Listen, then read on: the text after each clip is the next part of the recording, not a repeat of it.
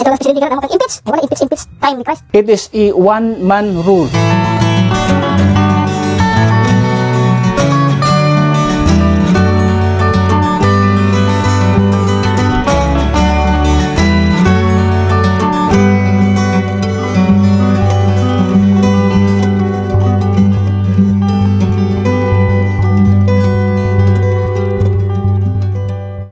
Okay, Hebrews chapter 1 verse number 1.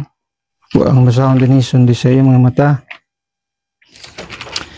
Hebrews chapter 1 verse number 1, it says, God, who at sundry times and in diverse manners spake in time past unto the fathers by the prophets. So ato makita din kini nga text, although the word dispensation, because this is our topic this morning, the truth about dispensation, although the word dispensation is not word for word is not found in this text, but the thought and the idea ato makita din the big idea is na aning verse. So ato makita diya sa itong ibasa, God who at sundry, the word sundry means various, who at sundry or various times and in diverse manners. The word diverse means different. So kung atong yung pagkasulti ni ana, God who at various times and in different manners spake in time past unto the fathers by the prophets. So these are various times. Wala na ito gapil din ang time ni Adam, time ni Noah, time ni Abraham, another is time ni Moses, time sa kitwag church age period or sa kitwag church, then a little bit sa kitwag og tribulation, because tribulation is just part of the law, nasipak lang, pero part siya din manang wala nato sige appeal. It is just a 7 years period, and the millennium, the 1,000 year reign of Christ, at makita millennial reign of Christ. So manang mga gitawag sa Bible o mga various times, sundry times. Yung siya sundry times is referring to sa mga Old Testament people, or sa gitawag Old Testament times, mga tao nga dadi sa maong panahon. Yung sa din and in diverse manners or different manners, sa managlahi-lahi nga pamaagi. Now, remember nga, each of this dispensation, dunay mga pamaagi ang Dios sa pag-communicate.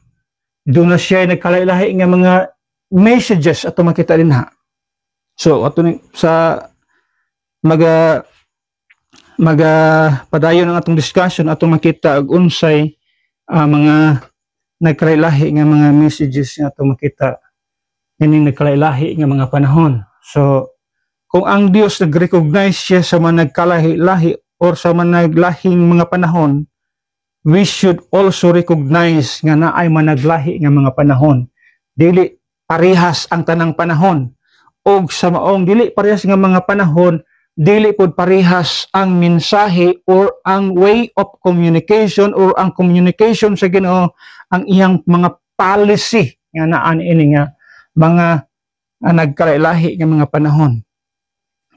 Ato nang masabtan din So, klaro sa Biblia, God who at sundry times and in diverse manners spake in time past unto the fathers by the prophets. So the truth about dispensation, mga itong sigutan ining kabuntagon, the word dispensation can be found in some other Bible in older versions or translations. especially those Bibles who are in line with the King James Bible or the King James Version. Though it is most prominently associated with the King James Bible, the term appears in the King James Version or King James Bible in several places. So makita na ito ng word nga dispensation sa especially sa gituwag og upat ka mga bersikulo sa Biblia, especially sa King James Version nga atong tagaagpagtagad unya. Now, dili na ko sabtan anong dunay mga tao mo question sa mao nga terminology or in fact sa ato ang panahon karon it became a belief system ato makita. That is why our group called gitawag kita nga we are called dispensationalist, no? Gitawag kita nga grupo dispensationalist because we adhere sa kasistema nga gitawag og dispensationalism. And dispensationalism came sa pulo nga dispensation because those we as dispensationalists we believe on dispensation of time sa tumakita na mga dispensation din ang ato makita sa Biblia. If you are a King James Bible believer, mutuo ka ani dispensation because mabasa ang word nga dispensation. That is why muna atong unang nga point nga atong tagaagpagtagad ini kabuntagon karon. The truth about dispensation. First ato makita dispensation muna ang pinakauna. Dispensation is a Bible word. Muna ang kamatuoran nga makita nato sa dispensation. The word dispensation, kaning pulong nga dispensation is a Bible word. Dili ni siya katang isip sa tao. Dili ni siya hinimuhimo lang sa tao nga muni among doktrina, muni among stand, gitawag big dispensationalist. We are adherents sa gitawag og dispensationalism. Asa man nagikan ang dispensationalism? It is because it is a Bible word, dispensation. So kung question ta sa ilaha sa atong belief, anong dispensationalist man mo? It is because the word dispensation can be found in the Bible itself. It is a Bible word. But if you are a new modern versions users and believers, adili ka mo musunod ini nga word naman. Di man ni makita sa mga new modern versions. If you are using NIV, if you are using ESV, American Standard, ESV, English Standard Version, o sa panangubanda nga mga version, if you are using all those modern versions, then you are not a believer and you are not an adherent sa mao nga doktrina. Why? Di man mo makita. Mabito nang mostly sa mga tao po sa ang kasagaran nga nagagamit sa mga new modern version sa Bible, they do not believe nga dunay Biblia nga inspired. Ano man, isa mo too. Di man nila mabasa sa ilang Biblia nga inspired ang Word of God. Only the King James Version ang nagsulti nga kining pulong all scripture is given by inspiration of God. Now, if you are a Bible reader pero ang imong gibasa nga Biblia is modern translation, adi ka mutuo ana nga na-inspired. Nga naman di man mabasa sa imong Biblia. The same ani nga word. How can you be a believer sa word or sa gitong dispensation or sa gitong system nga dispensationalism if you cannot read this word in your Bible? That is why very important nga ang atong stand is King James only. Why? Only the King James Bible and his line with manuscripts, katong mga manuscripts or mga Bibles nga nakalinya sa iya, nagamit ani nga word. Manang, di sila mo tuod, di sila mo gamit, di man nila mabasa. But in our Bible, 4 times na ito makita sa atong Bible, King James Version. So dispensation is a Bible word. The term dispensation is indeed a Bible word, found several times in the King James Version. It refers to the administration, stewardship, or management of God's purposes and dealings with humanity during different periods in history. So here's what you need to know about sa gitawag, dispensation is a Bible word. Now, mao ni ang gigamit po sa uban nga mga terminology o sa mga modern translation. For example, the word dispensation, it involves stewardship. Mao ni ang giditso gamit sa mga modern translation. Gigamit lang dito stewardship.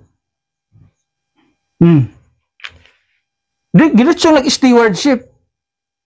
Pero, ang atong word nga dispensation, doon na siya kalambigitan sa gitawag o nag-involve siya stewardship.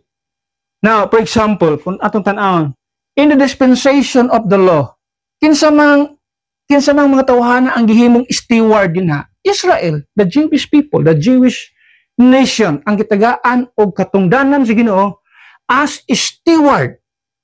Itawag sila steward sa Dios ani nga panahon. Walay Gentile dia, walay gihimong Gentile dia nga steward sa Dios ani nga panahon. The Jewish people, the Israelites people under the law, mo'y mga stewards sa Ginoo. So dispensation, it involves stewardship. Now, in the grace, dispensation of grace, kinsa gihimong steward sa Ginoo? The church, the body of Christ, we are stewards. Unang sa Biblia, gitagaan kitag stewardship. Unsang stewardship ang gihatag sa Ginoo? Wala to nang makita in the book of 1 Corinthians, I think. 1 Corinthians. Look at 1 Corinthians chapter 4. 1 Corinthians chapter 4. Manasulti sa pulong sa Ginoo dinhi. 1 Corinthians chapter 4. Verse number 1, yung diha, let a man so account of us as of the ministers of Christ and stewards of the mysteries of God. So, if you remember, we have 7 mysteries. Tudlo din we have 7 mysteries nga gi-reveal sa Dios nga tukang Apostol Paul. So, naay mga misteryo nga gi-reveal ang Dios nga tukang Apostol Paul. Kang Apostol Paul lang 7 mysteries. Nato makita din kanang ang mga misteryo maunay gihatag nga Ginoo nga ni kanato aron kita mahimong steward yana. Moingon siya dinhi, ingon sa pulong sa Ginoo, and stewards of the mysteries of God. So mga stewards kita sa misteryo. Gihatag sa Ginoo, gi-reveal sa Ginoo. Ngadto kang Apostle Paul dinhi sa body of Christ, so the church, the body of Christ, morning stewards. Ani nga panahon, dispensation of grace. Dili wala naghatag og ang Ginoo wala mohatag og accountability or responsibility sa mga Hudyo during sa dispensation of grace. Gihatagan niya og dunay accountability and responsibility is the body of Christ, the church. We are stewards. So this dispensation involves stewardship. We are stewards of the mysteries of God. Now, during sa tribulation period, anong time, sa may hingatan, Hudyo, balik sa Hudyo. Dinig, siya ang itagag stewardship. Katong mga apostles, the 12 apostles, kitagaan niya katungdanan din nga sila ang dumalaan nga mga panahon. Although Jesus Christ is the King of Kings, pero naa siya nga mga panahon. Ato is we are more like an angel. Murabag ang body of Christ kitagaan siya og privilege as mahimong kapalit katong mga angels nga nagrebel sa Ginoo, kauban ni Satanas. And that is 1/3 sa angels sa mga saligan sa Ginoo sa langit. So murag ang ato makita ni ang pribilehiyo is murag diri mahatag sa ito body of Christ because we are heavenly. Naatas itong heavenly program. Dili ta sa earthly program. Mo nay ato makita din sa Biblia. So ato makita din stewards kita sa mysteries of God. So this dispensation involves stewardship. Unsa pa yang nag-involve din ato makita din muna yung sa Biblia, yung mabasa sa Bible, the word dispensation comes from the Greek word oikonomia.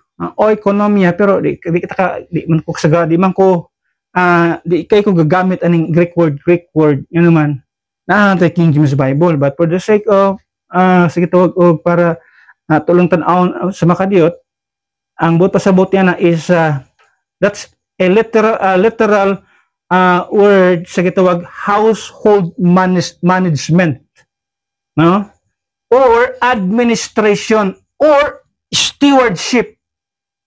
Mabitaw na kita nga mga tao the other Sunday nag-discuss kita diri about rebellion against gitawag government, against given authority, or even God himself atong girebel ng tao nagrebelde sa Ginoo.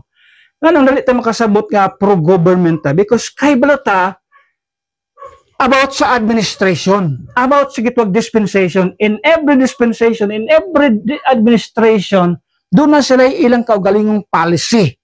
Now, sa gitawag og past administration, natapos na ang term at 2022. Alam ang hilabot pa ka sa 2022 padulong 2028. Wala kay labot din That's another administration, that's another dispensation. Iyon anak po ang Bible.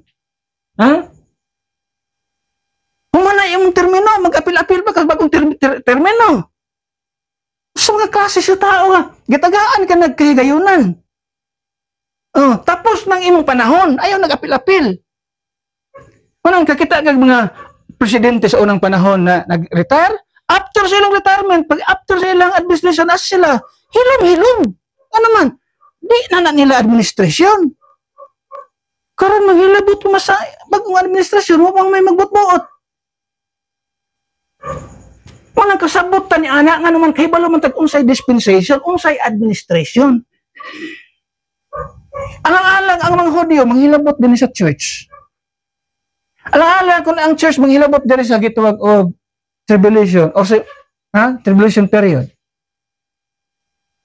Kung natilabot diha. That's another time, that's another administration, that's another dispensation. Let them do their thing. Muna ipasabot din magpaambot ka, another term, another dispensation, another administration, another stewardship. Muna ipasabot sa Biblia. Muna ang Bible hanay kayo orderly. Orderly ang Bible. Ano naman?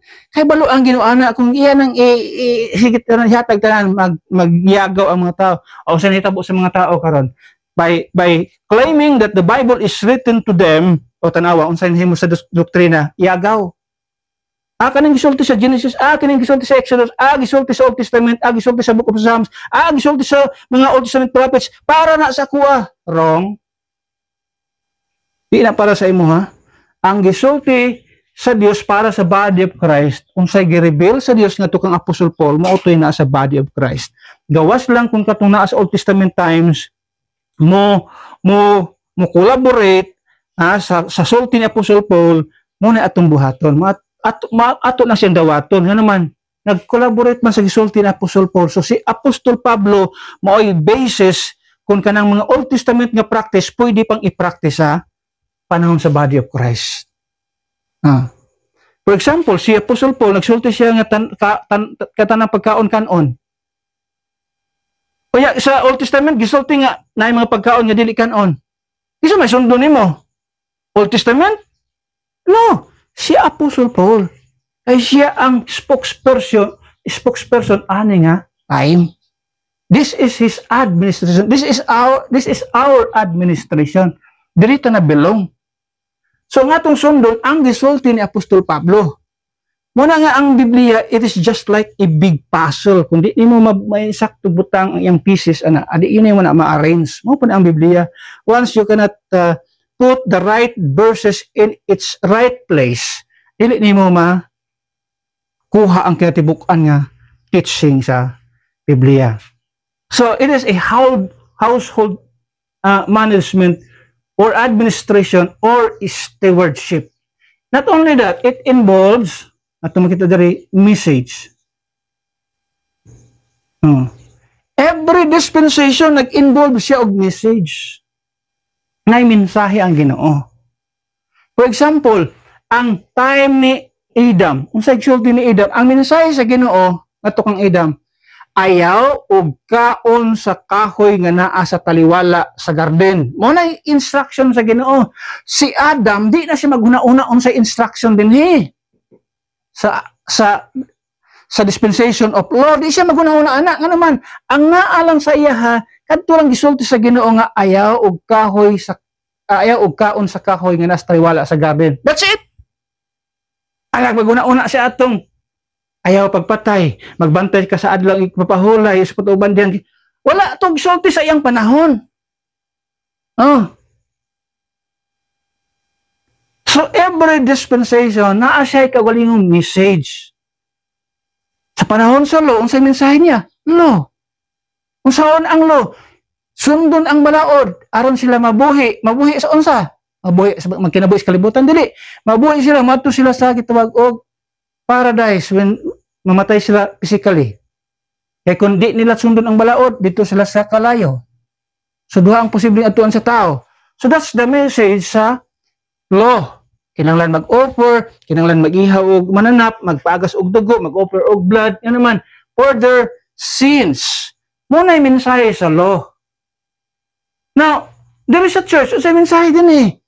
The message is about grace.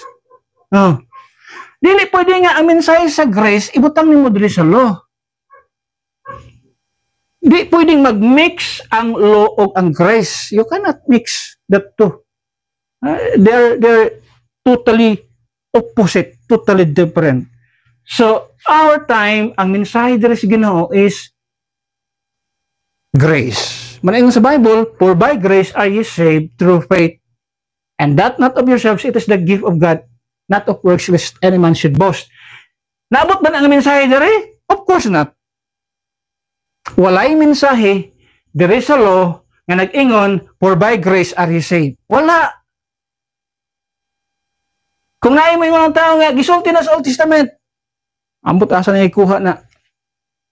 Diha lang ni mo na mabasa sa New Testament. Diha lang ni mo na mabasa. Ili kay, manang importante sa Bible, kay nga kay importante ang dispensation. If you do not know this word, dispensation, hindi mo makuha ang katibukan ng picture sa Bible. So doon ay mensahe.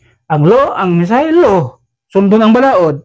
Ang mensahe sa dispensation of grace, ang sundon, ang mensahe, grasya. Ang kaluwasan, grasya. Sa tribulation period, mo endure ka to the end. Ayaw pagpatatak sa mark of the beast, 666. Ayaw di ka magpatatak. Manisulti sa Bible. Sa millennium, dapat peaceful ka, di ka palaaway. Walay karapatan nga maluwas ang tao din sa millennial reign of Christ kung palaaway ang tao.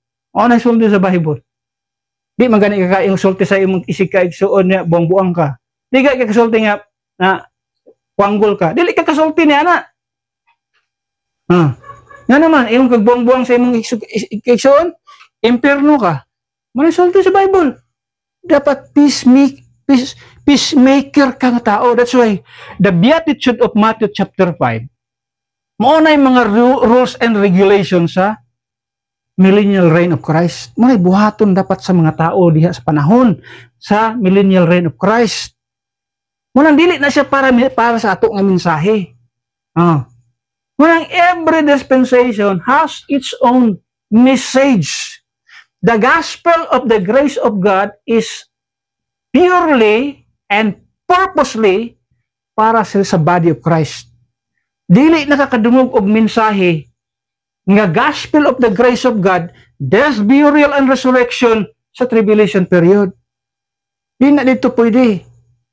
Ay dito sa tribulation period, ayaw dawat sa tatak sa Antichrist nga mo ang 666.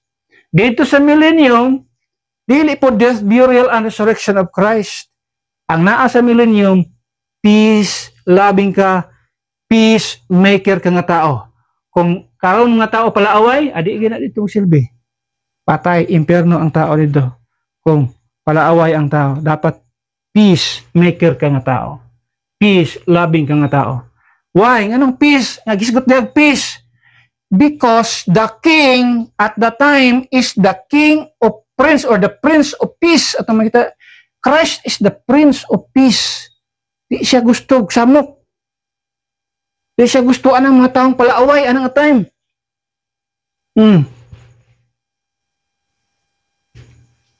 Not only that,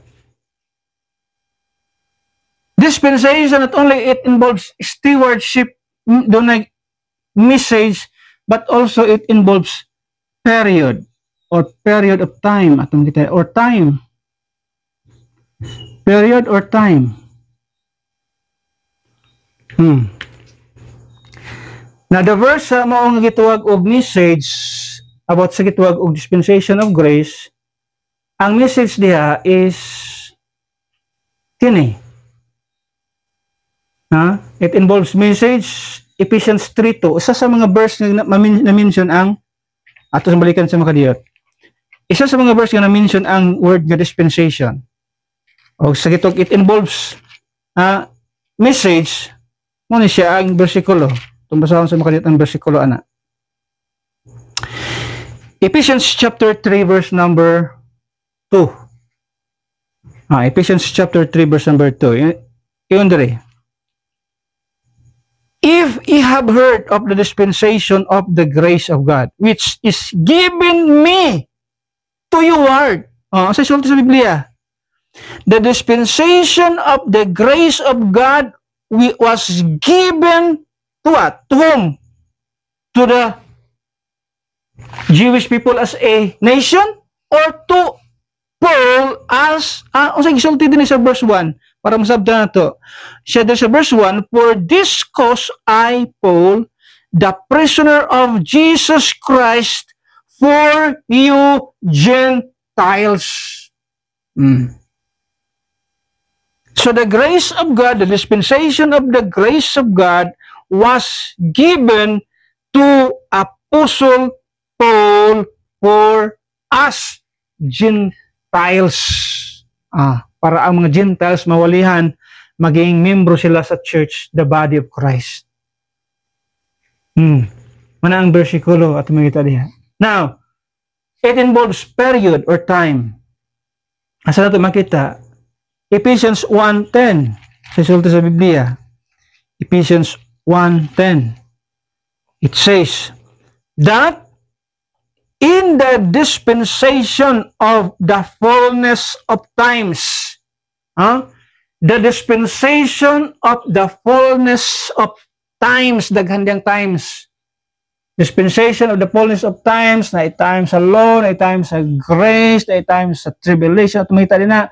And when the fullness of times, kung ato makita diha, atong gibasa, that in the dispensation of the fullness of times he might gather together in one all things in Christ.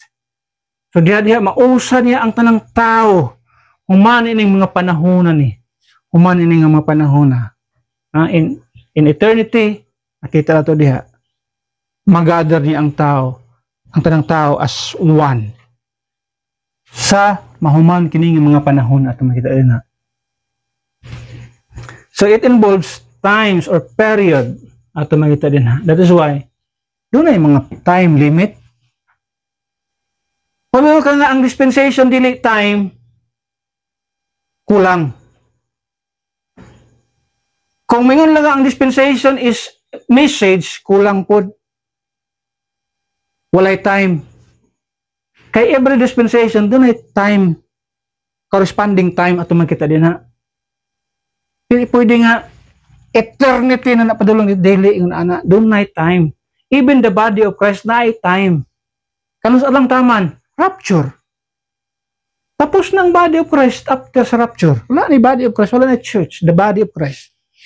Na ay mga church, mga local churches, pasabot na yung mga local assembly. But the body of Christ, the church, wala na ni. Tama na sa rapture. Another na po na nga, administration. Another na po na nga, dispensation. Yung ka-order ang Bible, yung na siya ka-orderly kung imong tanaawon ang gisulti sa Biblia.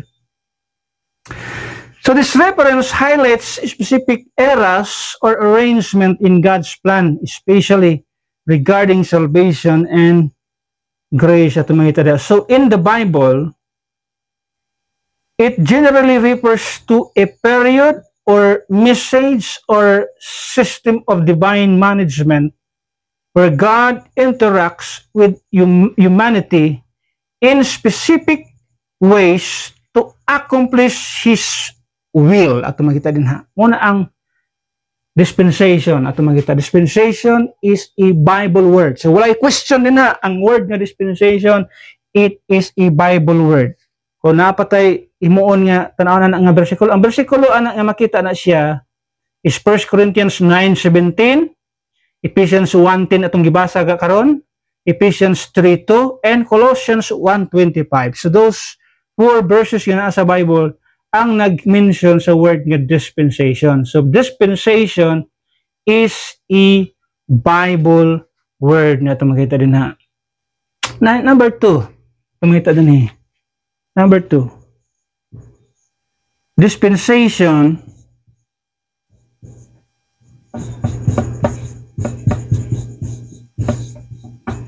dispensation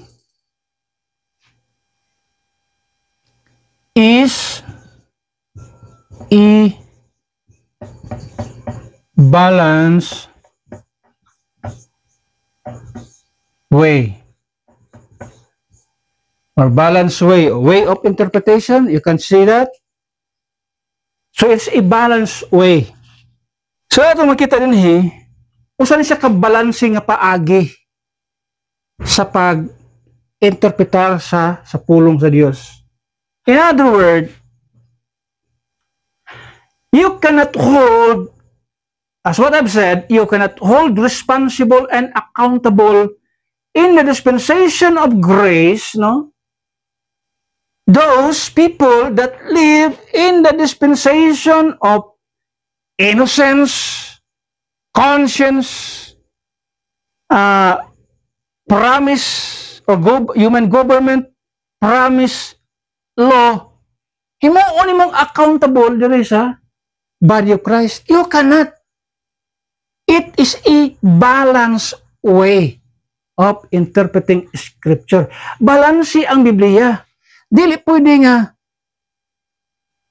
ang mga gipangsulti din sa grace sa gitawag of dispensation of grace, mahimong accountable si Adam. Mahimong accountable si Noah. Mahimong accountable si Abraham, si Moses. Di na pwede. Parehara ko na sa balaod dato sa Pilipinas ha. Pag nga ay balaod nga napasa, patan ang balaod nga napasa, 2010 ay balaod na pasa sa Pilipinas ha. Dili pwede nga ang balaod retroactive ang iyahang function. Pasabot, katong mga tao nga nagkinabuhi 2010 before napasa ang balaod, dili sila accountable sa mga sala nga ilang nahimo ni adtong panahon na. It is because ang balaod napasa sa 2010. Wala may retroactive. Ambot lang ha, pero di pwede ang balaod retroactive. The only thing which ato makita sa Biblia nga retroactive is the blood of Christ. Kaning blood of Christ.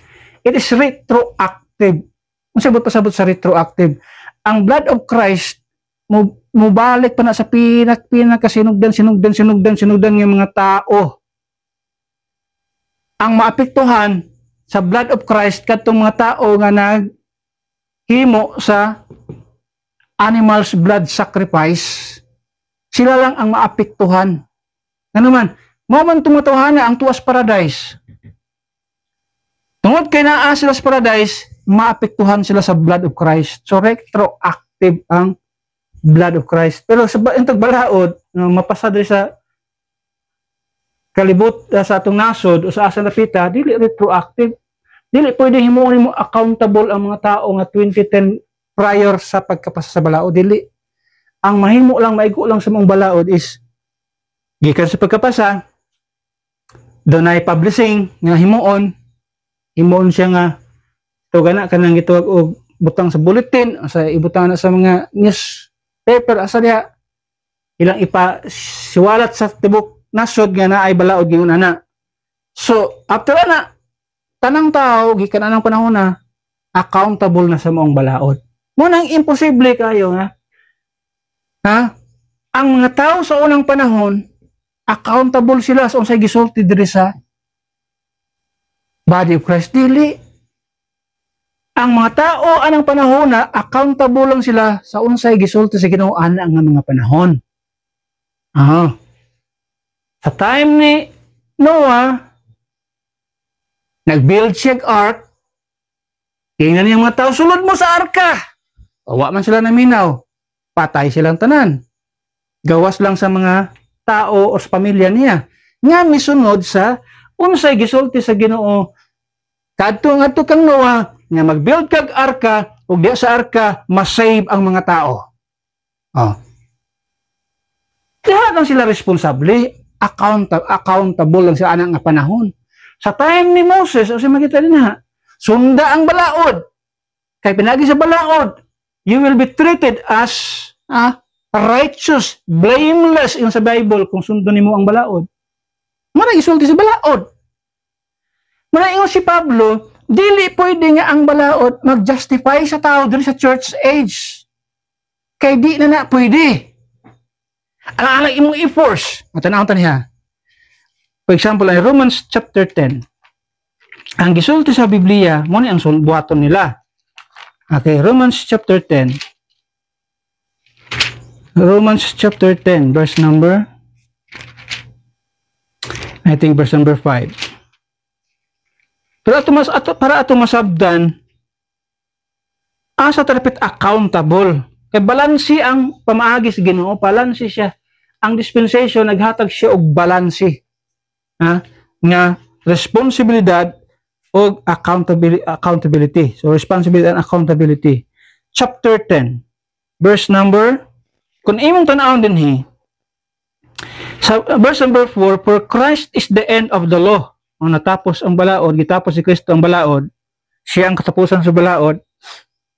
So si Kristo ang katapusan sa balaod for righteousness to everyone that believeth. There's a number 5, tanaw sa verse number 5. Muna ang isulti sa Bible. For Moses describeth the righteousness which is of the law. So dunay righteousness din sa law. Dunay gitog righteousness. Righteousness which is of the law. Gi-recognize na sa unang panahon nga dunay righteousness which is of the law. Ingon diri sa verse number 5. Moses described the righteousness which is of the law, that the man which doeth those things, means the law, shall live by them. Muna akong giingon. So, ang accountability sa mga tao nga naa sa under sa law, mosunod sila sa balaod o pinaagi silang pagsunod, maluwas sila. Ang ilang kaluwasan unsa? Paradise. Muadto sila sa paradise. They will live in paradise. Muna ilang accountability. Verse number 6, yun siya, but the righteousness which is of faith, asa na po na ang righteousness which is of faith? Dire na righteousness. Na yung righteousness.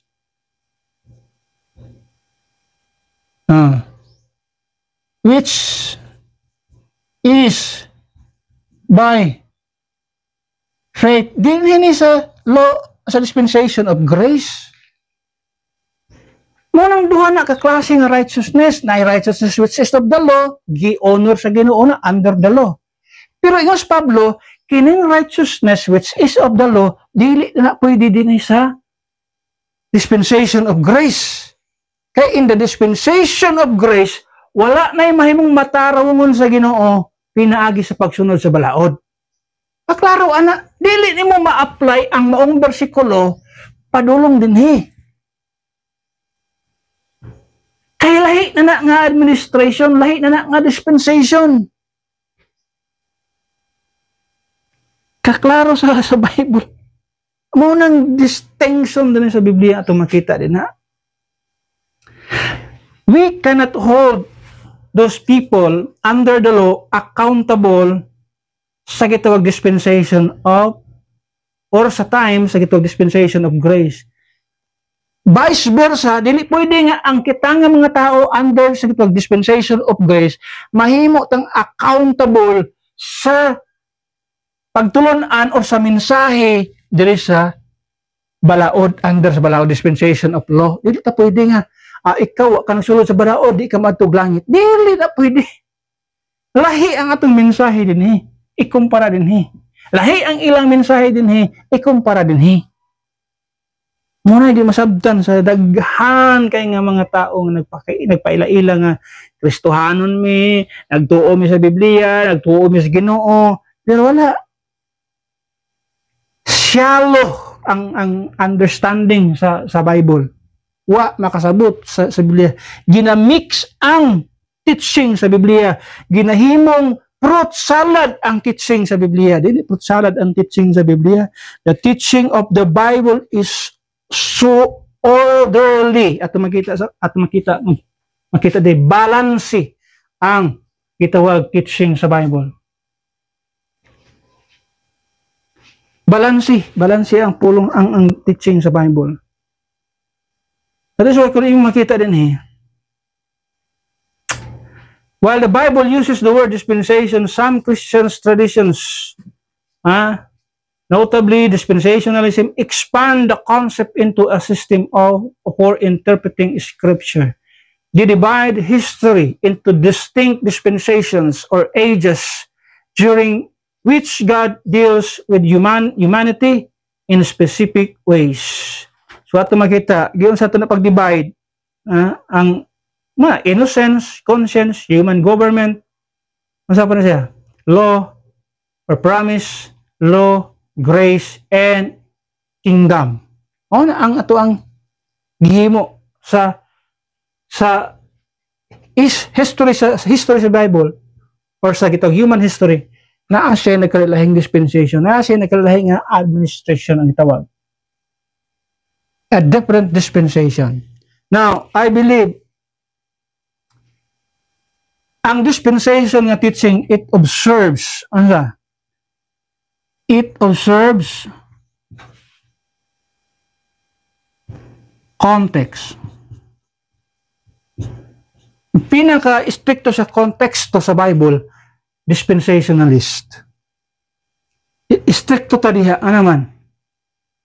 O bitaw na nga, every time nga mutan sa Biblia, every time mo approach ta sa bersikulo, what is the context? What is the dispensational teaching of this Bible story? Unang importante kaya na stricto ta sa konteksto sa Biblia. Kani. For example, kaning bersikulo akong gibasa karon. For Moses described the righteousness which is of the law, that the man which doeth these things shall live by them. Naman na sa Romans, Book of Romans, chapter 10, verse number 5. Pero he's talking about Moses. nga nag-describe siya the righteousness which is of the law. Asa naman na ibutang? Siyempre, di rin naman na ibutang sa panahon ni Moses. Even though nasulat siya sa Book of Romans, isulat, ibutang mo siya, o sa gitog pa na pieces or puzzle sa pieces sa gitog big puzzle, ibutang mo sa insakto nga lugar para maporma ang mong puzzle. Ibutang mo sa insaktong panahon. Kaning gisulti sa Romans chapter 10 verse number 5. It's not for the body of Christ. It is for the Israelites people during sa dispensation of the law. Ang atuan is ang verse number 6. Righteousness which is by faith na nasa dispensation of grace. In stricto tanya, we are always ga-observe kita context. Ang mga dispensationalist, kina-obserbara na to sa Biblia, sa Bible, ang konteksto. Nga na importante kayo. Nabitan nang na-divide na to, na atay division sa time, because we observe context properly. Ato nang i-obserbahan. Not only that, ang ato ang teaching din sa Bible, dispensation, not only that, ang dispensation, it gives clarity. Wala na ilaing teaching kung makita sa Bible nga gahatag o clarification. Very clear ang maong gituwag teaching sa gituwag dispensational setup. Sa dispensational theology nga ito makita, pinakaklaro ang teaching din ma-divide na ito sa Biblia, doon ay ages past, doon ay gitawag now, and doon ay gitawag ages to come. Doon ay mga panahon nga niagi na, doon ay panahon nga gitawag sa Biblia now, naman ta sa now, na ay panahon nga umaabot pa. Importante ka na. Gitudlo ito sa Bible, doon ay mga tao nga gitawag og Gentiles, na ay mga tao nga gitawag og ato rin sigutan sa umabot the truth about human history. Then out of the Gentiles, nagtawag siya og lahi nga tao, grupo, gitawag niya Israel, nasod. And gikan anang Gentiles and Israel nga mga tao o grupo, nagtawag na po siya lain nga grupo, gitawag niya church, the body of Christ. Muna yung grupo sa mga tao nga kinahanglan nimo i-divide. Kinahanglan mo siyang i-segregate or i-distinguish or i-determine mo asa ng tawanan dapat ibutang. Para asa ning bersikuluhan aning mga tawhana nga gisulti sa Biblia. Pangitaon nimo ang mga pagtulunan nining mga grupo naning nga grupo aron di nimo sagol. Wala inguna na kaklaro ang ato ang gitawag sa teaching sa dispensationalism. This framework help explain differences in God's expectation and covenants over time. Dispensation highlights God's control over history and His purposeful progression in revealing Himself and His plan for humanity. Ato makita din sa isulti niya, Ephesians 1:9, atong balik sibugan sa mga kadiyot, naisulti ganyan na. Having made known unto us the mystery of His will according to His good pleasure, which He had purpose in Himself. And lastly, atong makita din katulo. Dispensation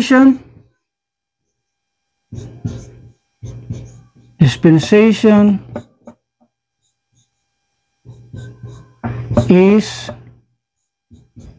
a believer's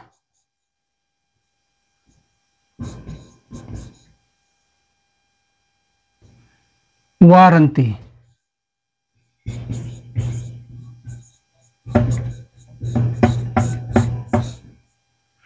What's warranty? That's a guarantee.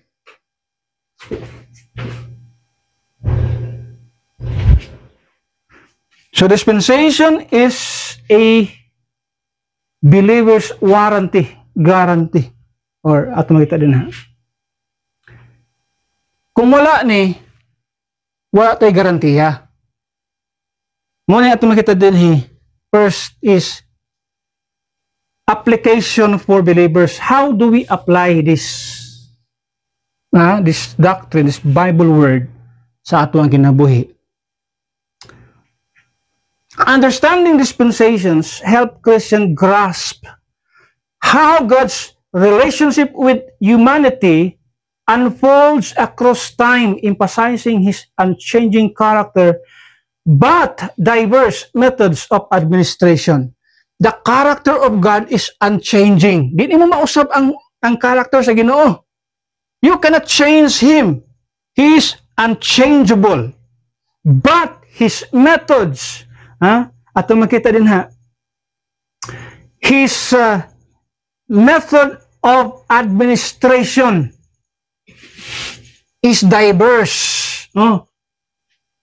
Ang iyang pamaagi sa pag-administer sa nagkalailahi nga dispensation, diverse. Kaklaro sa itong gibasa ganyan ingon si Moses, righteousness which is of the law. Dinhi sa tuang gibasa, righteousness which is by faith. So, yes, God is unchangeable. God cannot, you cannot change God, you cannot change His character. But the way He deals with people, naglahi. Ato na nakita. Ato na nang gibasa ka ganina. Sa iyong sulti, verse 1, For this cause I, Paul, the prisoner of Jesus Christ for you Gentiles, if ye have heard of the dispensation of the grace of God which is given me to you ward. Dunay dispensation of the grace of God nga gihatag sa Dios ngadto kang Apostle Paul. Kini ba nga dispensation of grace nahatag sa uban? Wala. Imo ba nang makitaan sa panahon ni Adam? Panahon ni Noah? Sa panahon ni Noah. Sa panahon ni Noah na may grace lagi nga ito makita din na. Sa example sa Biblia, sa panahon ni Noah. Sa panahon ni Noah, sa example sa Biblia, and Noah found grace.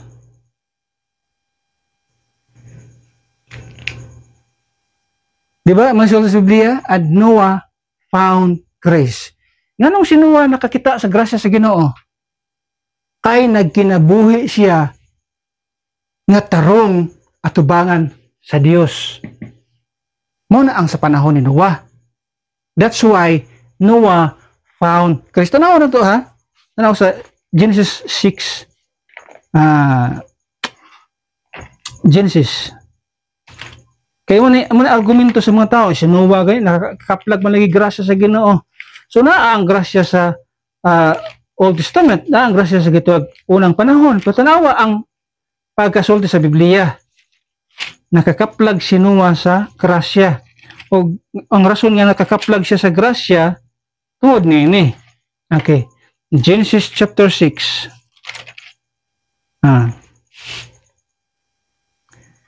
Verse number 8. It says, But Noah found grace in the eyes of the Lord. Ngano nakakaplag si Noah sa grasya sa Dios? Atubangan sa Dios.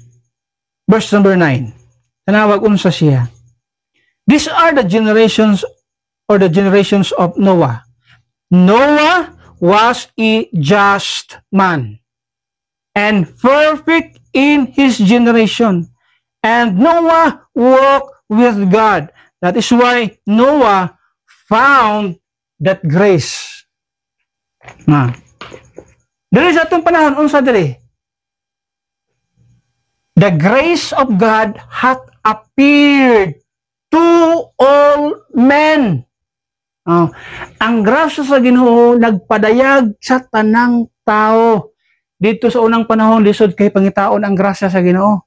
Kung di ka magkinabuhi nga tarong sa imong konsensya, di ka magkinabuhing tarong, di ka kakaplag sa grasya sa Dios. But in this time period, ang grasya sa Dios napadayag sa tanang tao. Kung sa man kang klase sa tao, dautan man kang klase sa tao, napadayag ang grasya sa Dios. Muna yung kalainan sa atong panahon. Pero that is why the dispensation of grace, katong grace nga exceeding, grace nga abounding, grace nga sufficient, napadayag sa time ni Apostol Pablo. Muna yung siya diha, klaro kay sa atong gibasa diha, if ye have heard of the dispensation of the grace of God which is given me to you ward. Another is atong makita diha, not only muna application for believers but also assurance for believers. So doon natin application, no, tayo assurance para sa mga magtuto. Kung sa assurance, anong dispensation? No genuine Bible believer will be left behind in the dispensation of the grace of God. Munay assurance. Kung naa ka diri sa dispensation of the grace of God, no one is left behind. If you are a Bible believer, truly, genuinely, real Bible believer, ato makita din, dili ka pwedeng mabiyaan, inikabot sa rapture. Dili ka mga na, madala ka kong rapture, dili, makauban ka ko sa rapture, dili ka mag-iwanana ka naman. Kung tinud-anay ka nito o sa gihimo ni Kristo Jesus sa krus sa Kalbaryo, if you are a believer sa gitawag o pure nga gospel, the blood-stained gospel of Christ, muna ang atong pinaka-gospel sa atong panahon, gospel of our salvation. Jesus Christ already shed His blood, giula na niya iyang dugo. If you are a believer of that gospel, yung sabi niya, in the dispensation of the grace of God, you will never be left behind sa rapture. Di ka man, ay, wag man ko nagkinabuhi og tarong, wag man ko nakakaalagad sa Ginoo. Dili ingon ana sa dispensation of the grace of God. Dili ingon ana. Walay mabiyaan ninhi. Kung mo ni ang imong way of salvation, the pure gospel na ito makita, muna ang imong object sa imong pagtuo sa imong kaluwasan, the pure gospel, 1 Corinthians 15:1-4. Kung muna siya ang object sa imong pagtuo tungod sa imong kaluwasan, dili ka pwedeng mabiyaan sa panahon nga maabot na ang rapture, dili. Pero dinhi sa uban nga mga passages, sa uban nga mga dispensation, dili. Kinahanglan maningkamot ka, kinahanglan mag-maintain ka, kinahanglan mo endure ka to the end, kinahanglan di ka mo dawat sa pagmarka sa Antichrist sa iyang number 666, dili ka dapat mo dawat yan na. Pero din sa dispensation of the grace of God, if this is the object of your faith, the death, burial, and the resurrection of Christ, the blood-stained gospel, Jesus Christ shed His blood. If this is the object of your faith, you will never be left behind. Kaya yung sa Bible, during sa judgment seat of Christ, daghang mga tao dito, ng ilang mga binuhatan, nasunog. Bot pasabot sila gihimong tarong dres kalibutan. Wa sila gihimo nga ikapahimaya sa Ginoo diri sa kalibutan. Kaya nangasunog man ilang binuhatan dito. Pero sa sulti sa Biblia, still luwas sila. Pero ang ilang ilang mga binuhatan, sunog. There's no reward, there's no wala sila madawat inig atubang sa sa rewarding time, sa reckoning time. Kaya dito man ma-reveal sa judgment seat of Christ. Pero yung sa Bible, they are still saved, but their works na burn sa kitog fire at makita sa Bible, but still saved. That's why ato makita ang atong teaching there is naagitay once saved always saved. Ato na tudlo ato milabay dispensational circumcision, ato na nakita ito nanong naatay ito yung nga doktrina. So ato makita despite differences Across dispensations, God's ultimate purpose remains constant. Salvation and reconciliation through Jesus Christ. At makita din ha. Di pwedeng mabulag si Jesus Christ, but sometimes, atang sa Old Testament, there is Old Testament, naghimo sila og offering, naghimo sila og sacrifice, animal's blood, padulong sila sa paradise. But they need Jesus Christ. They need the blood of Christ para sila makaadto sa langit, because only the blood of Christ can bring people to heaven. Di man ta makasulod sa langit kung wala ang blood of Christ. Dili wala mahimong hinlo at tubangan sa Ginoo. Because the only thing na maka-purify sa tao is the blood of Christ. Manang importante kayo ang gitawag og blood of Christ. Blood-stained gospel ang atong gitawag diha. The word dispensation emphasizes God's purposeful governance of human history, showing how He progressively unveils His plan of redemption and interacts with humanity in specific ways throughout time. So ang Ginoo nakig-interact sa mga tao throughout time at makita diha. Pero sa nagkalailahi nga mga pamaagi sa mensahe nga iyang gihatag. Anang sa Bible, klaro kay sa teaching nato, na dili nato pwedeng sagol-sagulon ang unsay mga ipangsulti sa Biblia. You cannot claim nga ang Bible is para sa imuha. Doctrinally, dili. Ang Biblia gisulat para nato aron basahon, pero dili ang tibuok Biblia gisulat para sa imuha aron imong i-apply doctrinally para sa imong kinabuhi. Dili ingon ana. Gisulat ang Biblia para atong basahon. Pero ang Biblia dili siya gisulat para atong i-apply ang tanan nga gisulat sa Biblia doctrinally. Muna ang ato ang gibarugan. That is why we are dispensationalists, because we are adherents sa gitawag og dispensationalism, and dispensationalism gikan siya sa word nga dispensation.